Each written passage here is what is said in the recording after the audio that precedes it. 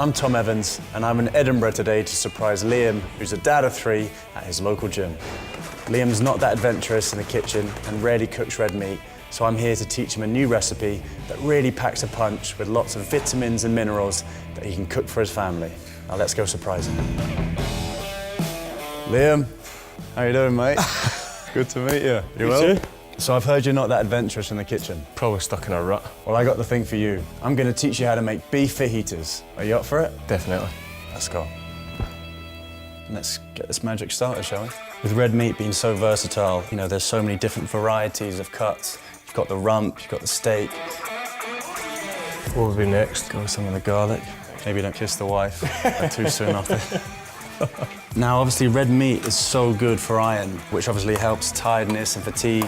Nutrients in red meat are so helpful towards that. Working long days. Yeah. 3 kids. Always tired. Always tired. So this would help dramatically.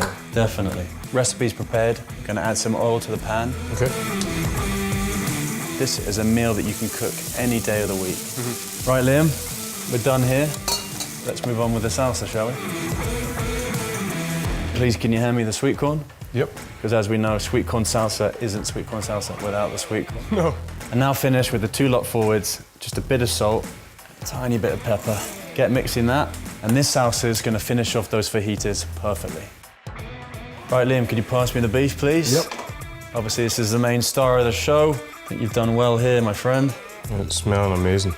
Now we're going to fold it and then add some coriander to make it look pretty, and that's your dish. Now that's a meal that's quick, easy, and delicious.